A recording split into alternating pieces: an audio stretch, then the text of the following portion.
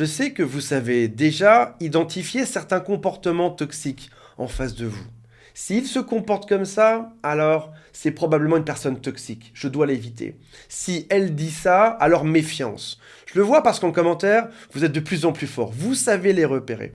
J'aimerais aujourd'hui vous donner une forme de super pouvoir, un nouveau talent qui est de vous lister toutes les phrases qui, lorsqu'on les entend, on doit se dire attention, vigilance. Je suis peut-être face à une personne qui est toxique. Ces phrases vont t'aider à mieux piloter, à éviter les gens qui sont toxiques et à avoir bien évidemment une vie qui est beaucoup plus heureuse. On les voit dans un instant avant de démarrer. Si vous le souhaitez, abonnez-vous à la chaîne. Il y a aussi un quiz qui s'appelle est-ce que cette personne est toxique ou pas. Et si vous le souhaitez, contactez-moi. Il y a un lien qui est juste en dessous. On va commencer dans l'ordre. Tout d'abord avec la rencontre d'une nouvelle personne. C'est peut-être ce que vous avez entendu si vous avez été en contact avec une personne qui est perverse narcissique. Une des premières phrases lors du premier rendez-vous, c'est « J'adore ça chez toi. T'es vraiment trop fort dans tel domaine. » Et c'est vrai qu'au final, n'importe qui pourrait le dire. C'est légitime, c'est une phrase qui est normale. Sauf que si elle est cumulée avec d'autres phrases qu'on va voir par la suite, dans ce cas-là, danger. Et surtout, tu remarqueras une chose avec les pervers narcissiques, si cette personne adore ça chez toi, c'est qu'elle va en abuser par la suite.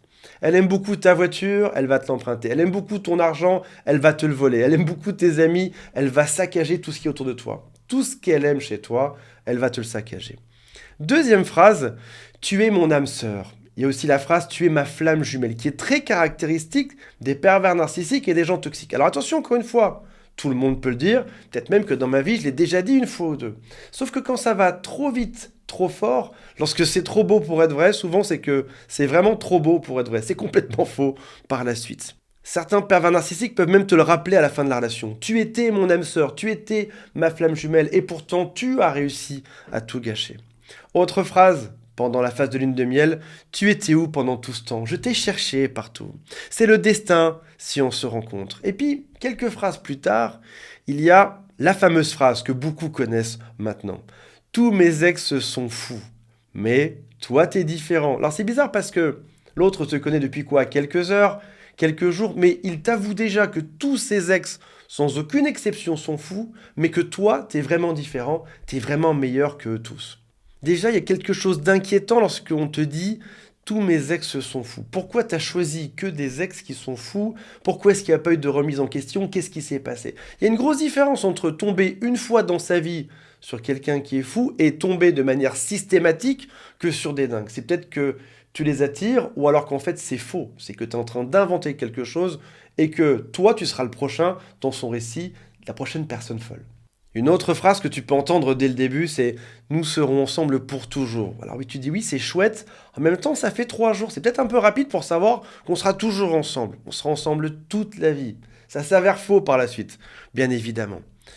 Dans la phase numéro 2, c'est la descente aux enfers. La phase 1, c'est génial, c'est la phase de lune de miel. On s'aime, on est content, tout se passe bien. On a même trop de bonheur quasiment. C'est vraiment génial. La phase 2, qui est beaucoup plus longue, elle est beaucoup plus dure parce que l'autre t'entraîne vers le fond. Tu auras des critiques comme « tu es trop jaloux ». De manière indirecte, ça signifie que tu manques de questions en toi et que tu ne fais pas confiance à cette personne en face de toi. Il va même te dire, parfois quand tu vas vérifier, mais il va te dire, mais t'inquiète pas, c'est juste une amie à qui j'écris. T'inquiète pas, t'es vraiment trop jaloux, t'es vraiment trop jalouse. Mais vraiment, je comprends pas pourquoi tu manques de confiance. En réalité, tu avais raison.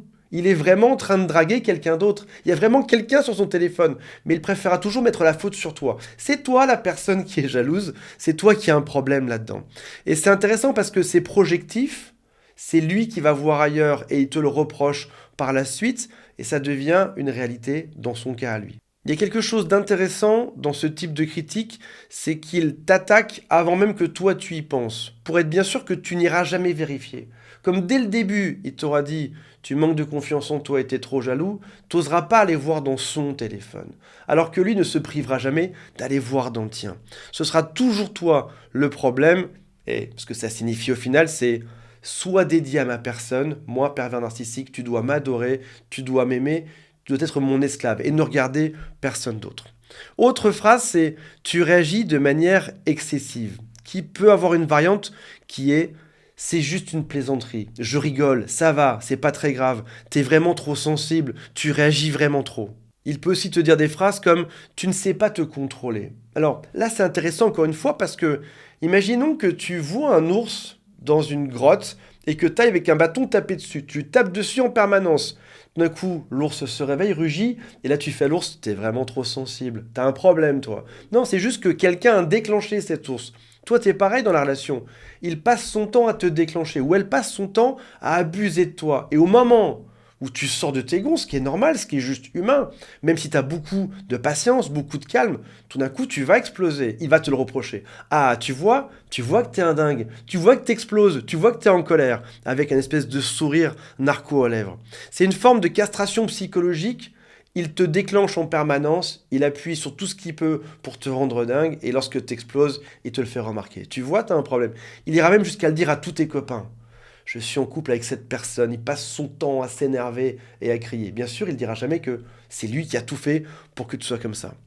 Autre phrase très classique, je t'ai tout donné. Alors là, tu te dis, si toi, pervers narcissique, tu m'as tout donné, je pense pas que ce soit que du positif là-dedans. Une autre phrase qui, moi, me rendait dingue au passage, lorsque tu essayes de parler avec l'autre, tu essayes d'avoir une discussion pour résoudre un problème, tu parles clairement et l'autre te dit, je comprends pas. Je comprends pas ce que tu dis. C'est même pas des mots français. Je comprends pas. Il faut que, enfin, mais qu'est-ce que tu dis? Et là, tu deviens fou parce qu'il te fait penser que tu parles dans un autre langage. Un autre, très classique, tu devrais aller voir un psychologue. Encore une fois, rappelle-toi du bâton et de cet ours, il te tape dessus pour te faire réagir et quand tu deviens fou, quand tu t'énerves, quand tu montres juste que ça va pas, il te fait wow, toi t'as un problème de colère, va voir un psychologue. Autre chose, il te trompe et il te dit mais tu m'as forcé à le faire. Il te vole et il te dit mais tu m'as forcé à le faire. Il endommage des choses, ce sera toujours de ta faute. Il te fait subir des choses atroces et il te fait penser que c'est de ta faute. Un autre grand classique, pas étonnant que personne ne t'aime, ou alors pas étonnant que ta mère ne t'aime pas, ou ton père ne t'aime pas, ou que ton collègue de travail ne t'aime pas. Il va choisir la personne avec qui tu es en conflit et lui donner raison. Il sait très bien que pour toi c'est un sujet qui est délicat, pourtant il va se rallier du côté de l'autre. Celle-là est très bonne aussi. Je suis la seule personne qui t'aime vraiment, ou qui t'ait vraiment aimé. Surtout quand on sait qu'un père narcissique n'aime personne sur Terre, même pas lui. Si tu m'aimais vraiment, tu irais m'acheter un iPhone, t'irais m'acheter une voiture, tu te comporterais comme si, tu resterais à la maison. Si tu m'aimais vraiment, alors. Et là, tu te retrouves dans une situation où tu dois toujours en faire plus pour que l'autre t'aime. On est vraiment sur de l'amour conditionnel. Tu dois faire le maximum pour que l'autre t'aime. Lui, par contre, en face, ne fait bien sûr absolument rien. Te mettre en comparaison, c'est très bon ça aussi. Vous allez dans une soirée, vous allez au restaurant avec des amis, vous allez au cinéma, il va te dire pourquoi tu ne te comportes pas comme lui ou comme elle là-bas. Pourquoi est-ce que tu n'es pas exactement comme cette personne? Il prend une référence haute et te met en comparaison, ce qui est injuste. On a tous nos qualités, tous nos défauts. On ne peut pas te comparer juste sur un point, mais il fera exprès de te dire comporte-toi mieux, sois encore meilleur. Toujours dans un double standard. C'est fais ce que je dis, pas ce que je fais. Lui sur son canapé à rien faire, mais toi, tu dois être toujours meilleur. Tu es trop sensible, on l'a vu juste avant. Le classique, tu as détruit ce couple, c'est de ta faute, j'ai tout donné pour que ça fonctionne.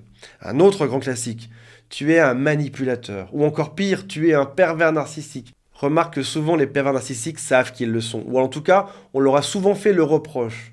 Et donc, de manière, par miroir, ils vont te renvoyer ça. On les a traités 10 fois de pervers narcissiques, ils vont attaquer avant que toi tu le fasses. Ils vont te traiter toi de pervers narcissique pour pas que toi tu puisses le faire dans l'autre sens. Je n'aime pas tes amis. Il va te séparer de tous ceux que tu connais sur Terre. Ils ne sont pas assez bien pour toi. Ils te critiquent dans ton dos. Ou encore ta famille profite de toi. Il faut que tu les écartes le plus possible. T'as bien de la chance d'être avec moi. Mettez-moi en commentaire si vous l'avez vu, celui qui est très classique. Si tu ne me donnes pas tout, quelqu'un d'autre le fera à ta place. On en revient à la comparaison. Cette personne se prend pour Dieu. Si tu ne te comportes pas comme son esclave, quelqu'un d'autre le fera. Il va te dire que lui, il est parfait, alors que toi, pas du tout. Toi, tu es trop comme ci, ou pas assez comme ça. Peut-être trop gros, trop grosse, pas assez intelligent, t'es ennuyeux, etc. Il y a aussi l'ordre supérieur. C'est toutes ces phrases qui vont démarrer par « il faut se comporter comme ceci ». Par exemple, on doit traiter son homme ou sa femme comme ça. Les gens se comportent comme ça. Les gens donnent tout à leur mari. Les femmes s'occupent comme ça de leur mec. À remarquer que la caution morale, ça peut aussi être un livre J'ai lu dans tel livre que tu étais fou. J'ai lu dans tel livre qu'on devait se comporter comme ça. J'ai suivi des cours de coaching, des cours de psychologie, donc je sais mieux que toi comment tu dois te comporter. Un autre très classique, c'est les gens vont croire qui au final? Est-ce qu'ils vont te croire toi ou moi? Et là-dessus, c'est probablement la seule phrase sur laquelle il a raison.